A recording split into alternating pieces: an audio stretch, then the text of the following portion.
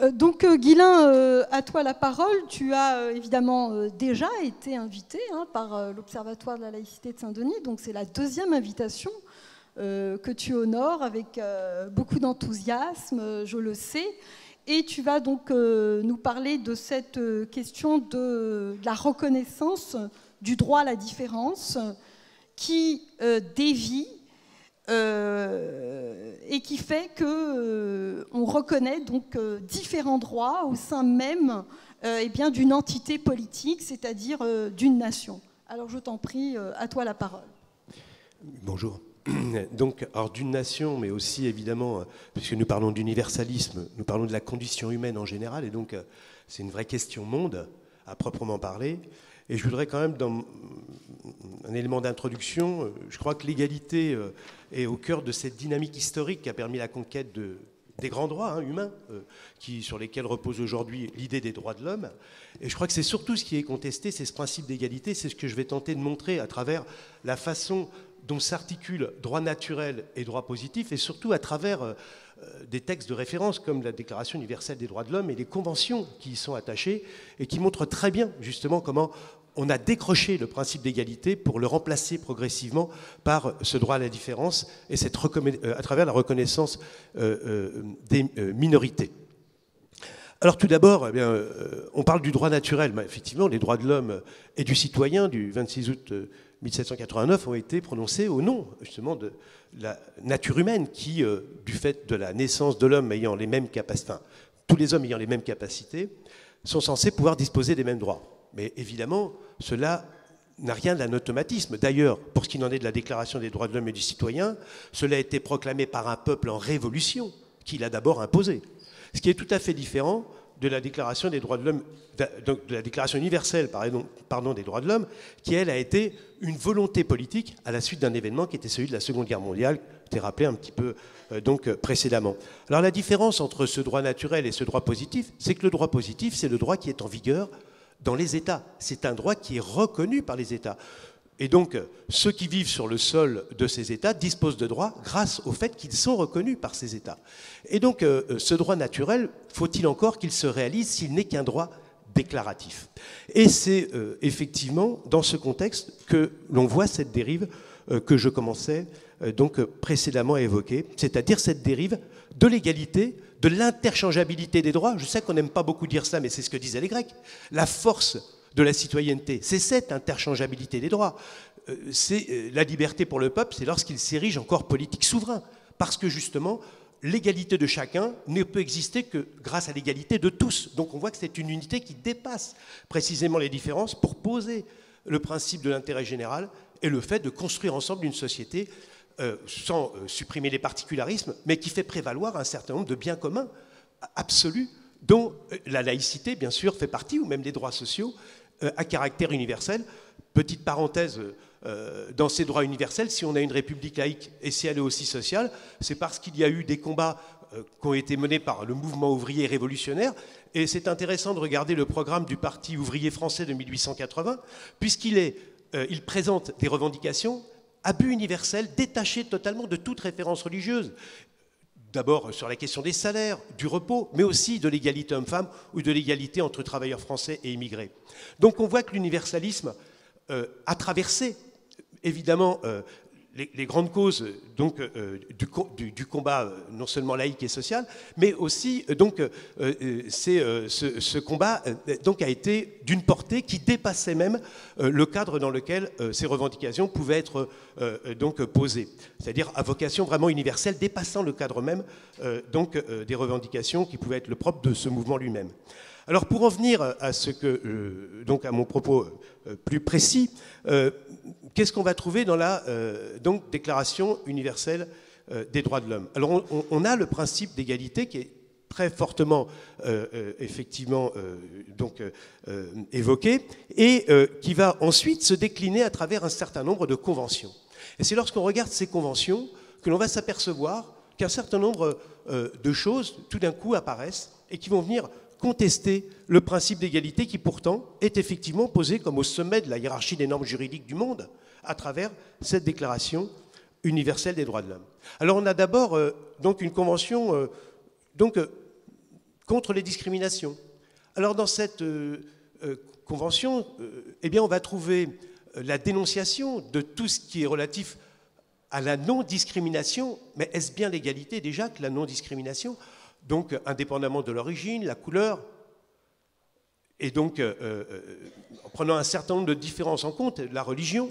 Par contre, lorsqu'on parle des causes qui seraient à l'origine des discriminations, jamais on ne mentionne la religion, ce qui est quand même assez extraordinaire, puisque dans tous les dogmes religieux, il y a des éléments discriminatoires très forts, y compris particulièrement concernant l'égalité homme-femme. Alors on a la convention aussi qui concerne justement l'égalité homme-femme.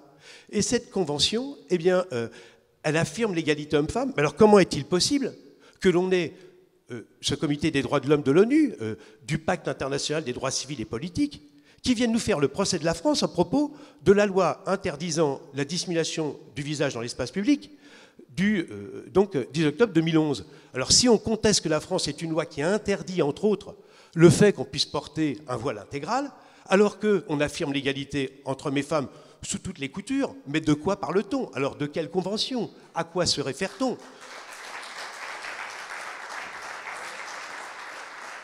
Surtout que dans ce cas-là, on enterre vivantes des femmes alors qu'on affirme aussi que la personnalité juridique dont fait partie tout de même l'image de l'individu est en quelque sorte absolue. Donc de quoi parle-t-on effectivement? Et on peut être très étonné, mais finalement pas tant que cela si on regarde ce fameux pacte international des droits civils et politiques, puisque dans son article 18, il nous dit qu'au nom de la religion, on peut tout faire, et que dans l'article 26, il est question de non-discrimination, et dans l'article 27, alors là, on en vient à la question principale, c'est le droit des minorités. Et ce droit des minorités, tout d'un coup, s'oppose à la lecture de l'égalité des droits.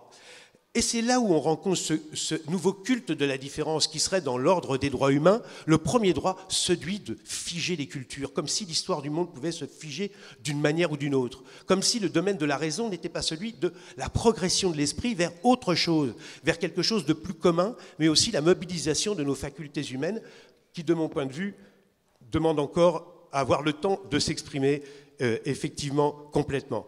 Alors si on prend l'exemple de la Convention internationale des droits de l'enfant, on est encore plus frappé. L'article 6 nous dit que l'enfant a un droit inhérent à la vie. Alors ça veut dire quoi? La France a mis une réserve, bien sûr, sur cet article. Pourquoi? Parce que si on l'avait reconnu, c'est une notion purement religieuse, qui voudrait qu'on supprime le droit à l'avortement et à la contraception. Donc on voit très bien que d'emblée, à propos des droits de l'enfant, dont on dit qu'il aurait des droits qui lui seraient propres, et tout d'un coup, article 30, droit des minorités, dites donc. L'enfant n'a plus de droits. Il doit avoir un accès qui légitime à sa communauté, sa religion, etc. En termes d'éducation, ses parents doivent lui inculquer des valeurs religieuses, mais nous ne savons plus où nous habitons quand nous lisons ces textes. Voilà les contradictions, un certain nombre de contradictions qui sont assez flagrantes et qui nous montrent que dans ces conventions qui ont été adoptées à la suite de la Déclaration universelle des droits de l'homme, on n'a pas respecté le principe d'égalité. Progressivement, on a introduit un droit à la différence. Parce qu'il y a deux modèles qui s'affrontent. Il y a un modèle égalitaire qui pose le principe que seul le peuple est souverain. C'est-à-dire que renvoyons au corps politique, justement, la responsabilité de ses actes. C'est la Déclaration des droits de l'homme et du citoyen qui, effectivement, est une déclaration de responsabilité, pas simplement une déclaration de droit. Et tout le problème, c'est qu'effectivement, cette égalité qui est au fondement de la capacité pour l'homme à agir, puisque la légitimité de l'État ne vient plus d'un Dieu, dans le cas de la République, elle vient de la souveraineté populaire, dite la souveraineté nationale, mais c'est tout de même un corps politique souverain qui écrit sa destinée, telle que la Révolution française a pu le montrer.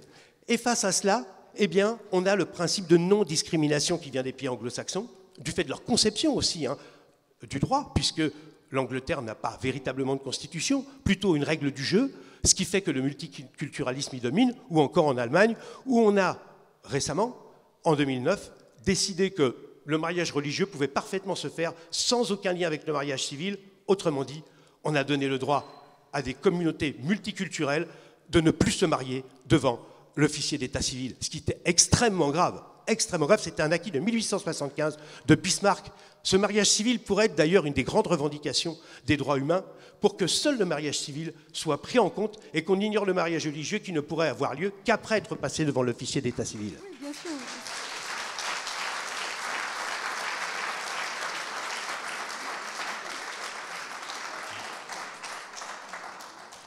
Alors nous voyons, pour prendre un exemple qui est plus proche de nous encore, qui est un exemple concret, si je peux encore juste une minute pour conclure. Je pense que tu as pété le chrono depuis longtemps. Ah, pardon. Mais voilà. Non, mais vas-y, finis, je t'en prie, Guilain. Non. Bon, très bien. Donc, juste un mot alors de conclusion. Écoute, si Samuel te le permet, donc... voilà. Non, simplement pour conclure mon propos, je dirais que il n'y a pas de force sociale qui soit capable de porter le progrès et l'universalisme s'il n'est pas donc fondé sur l'égalité de ceux qui composent ces forces sociales. Donc les diviser avec l'intersectionnalité, c'est la certitude d'échouer, comme aux États-Unis, la politique des identités a conduit à cette situation que plus un mouvement social ne peut exister qui rassemble l'ensemble de ceux qui constituent les communautés américaines. On voit très bien que la politique des identités a joué en faveur de l'Amérique blanche et raciste, je le dis parce que c'est ce que disent les dirigeants de la gauche d'aujourd'hui, et que leur rêve commun a été brisé par cette illusion de la politique des identités.